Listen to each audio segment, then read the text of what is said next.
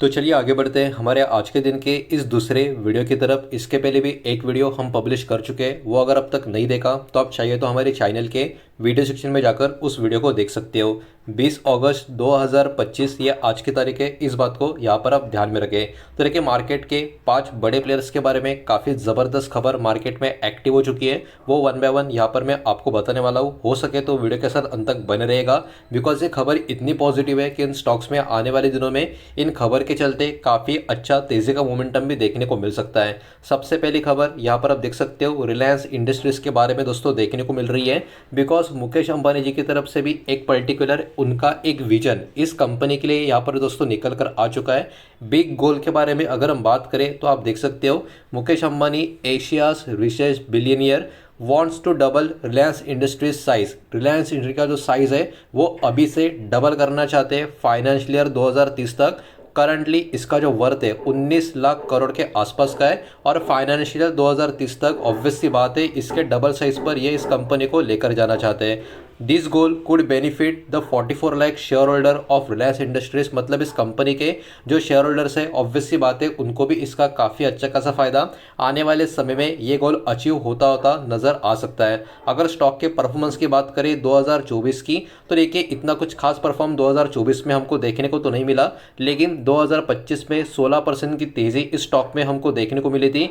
अगले कुछ दिनों में आप देख सकते हो अगस्त 29 को कहीं ना कहीं बहुत बड़े बड़े अनाउंसमेंट इन्वेस्टर्स के लिए इस कंपनी की तरफ से आ सकते हैं, बिकॉज इनका एजीएम 29 अगस्त को होने वाला है। तो हो सके तो आप इस तारीख को भी इस पर्टिकुलर स्टॉक के ऊपर ध्यान देने का ट्राई करें। आप देखिए इसके फ्यूचर प्लान्स के बारे में बहुत सारे पर्टिकुलर चीज़ें निकल कर आ रही है। रिलायंस यहाँ पर चाहता है अपने प्रॉफिट्स को डबल करना, एबिडा की बात की जा रही है 2029-2030 तक, ये पर्टिकुलर न्यूज़ देखने को मिल रही है।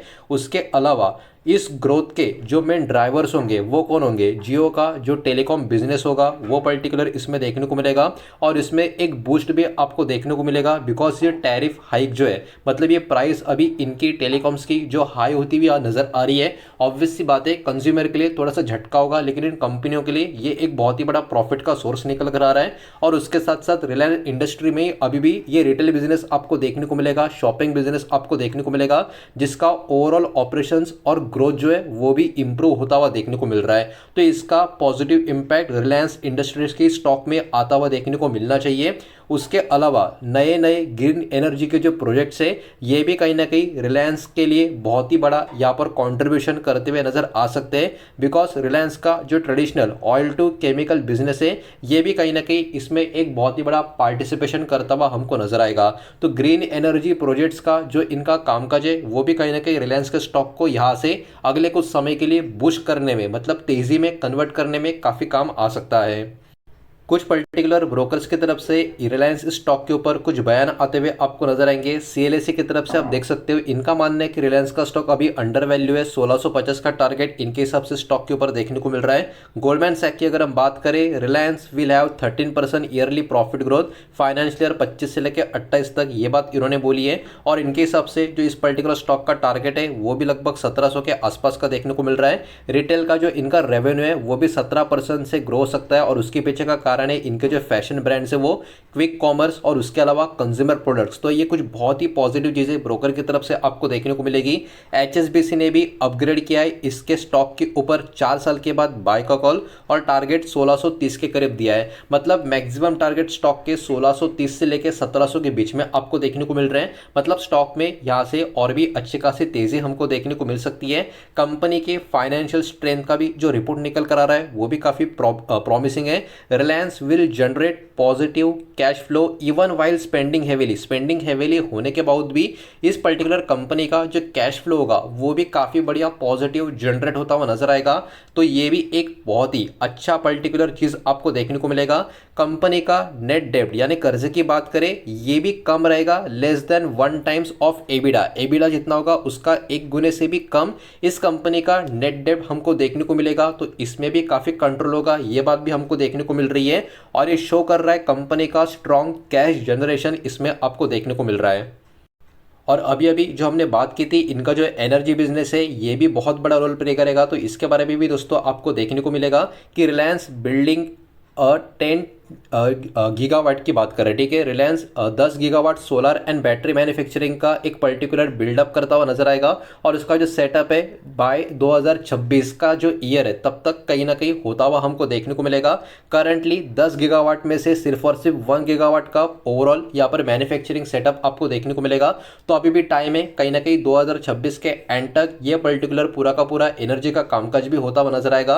और इस ग्रीन एनर्जी का जो यूज होगा उसके वजह से आप देख सकते हो एनर्जी का कॉस्ट भी काफी कट होता हुआ नजर आएगा अराउंड 25% के हिसाब से for the Reliance operation like data centres. तो ये एक बहुत ही बड़ा पॉजिटिव ट्रिगर इस कंपनी के लिए उसके बाद हो जाएगा, जिसका बहुत ही बड़ा फायदा इनके फाइनेंशियल्स में भी आपको देखने को मिलेगा।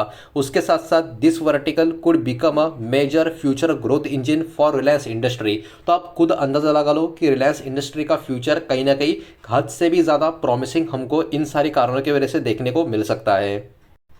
तो ये तो था इस लिस्ट का सिर्फ और सिर्फ पहला स्टॉक। बचे हुए जो शेयर है उनका भी डेटा जल्दी से देख लेते हैं, लेकिन आगे बढ़ने से पहले एक रिक्वेस्ट है कि इस वीडियो को लाइक कर देना, इस वीडियो को शेयर कर देना। पहली बार चैनल पे आ चुके हो तो चैनल को भी सब्सक्राइब जरूर कर देना।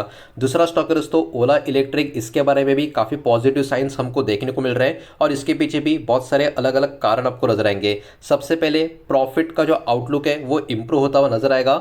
Auto business is expected to turn EBITDA positive in Q2। तो Q2 में इनका जो ऑटो बिजनेस है वो कहीं ना कहीं एबिडा कैटेगरी में पॉजिटिव टर्न होता हुआ एक्सपेक्ट किया जा रहा है। फुल ईयर मार्जिन भी एक्सपेक्ट की जा रही है कि 5% के ऊपर रहेगी। मतलब ये इस कंपनी के लिए, इस स्टॉक के लिए एक पॉजिटिव ट्रिगर की तरह काम कर सकता है। उसके अलावा बूस्ट हो चुका है इनका सप्लाई भी, because China has removed restrictions on rare earth magnet. ये बात मैंने आपको 2 दिन पहले कवर करके बताई थी कि रेयर अर्थ मैग्नेट के ऊपर चाइना ने जो पूरी दुनिया भर के कंट्रीज के ऊपर जो बैन लगा कर रखे थे या काफी लिमिटेड प्रोवाइड कर रहे थे, वो पर्टिकुलर बैन भी, रेस्ट्रिक्शंस भी यहाँ पर जो रिमूव हो चुके हैं खास करके हमारे लिए, उसका एक बहुत ही बड़ा फायदा इन कंपनी को होता हुआ नजर आएगा। क्योंकि आप देख सकते हो which will make production easier and cheaper. इसके वजह से प्रोडक्शन सस्ता और काफी आसान तरीके से होगा, ये चीज आपको देखने को मिल रही। उसके अलावा फेस्टिवल सीजन भी स्टार्ट हो चुका है जिसका डिमांड काफी बढ़ेगा, तो ऑब्वियस सी बात है इन कंपनियों को उसका भी काफी बड़ा फायदा होगा।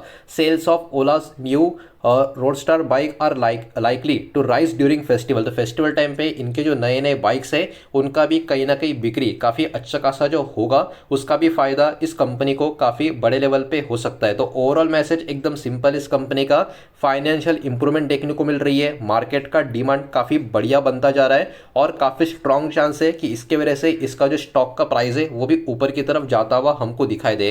नेक्स्ट कंपनी दोस्तों नैटको फार्मा। इसके बारे में भी एक बहुत ही बड़ी अपडेट निकल कर आ रही है। इनका जो नया ड्रग है वो लॉन्च हो चुका है, जो एक बहुत ही बड़ा पॉजिटिव ट्रिगर किसी भी फार्मा कंपनी के लिए आपको हमेशा देखने को मिलेगा।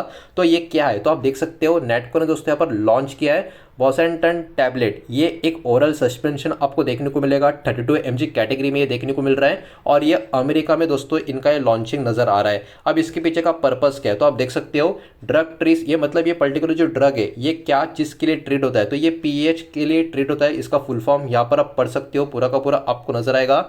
High blood pressure in lungs, lungs में जो हाई बीपी होता है उसके पर्टिकुलर ट्रीटमेंट के लिए ये ड्रग आपको देखने को मिलेगा और ओवरऑल ये पार्टनरशिप में आपको देखने को मिलेगा।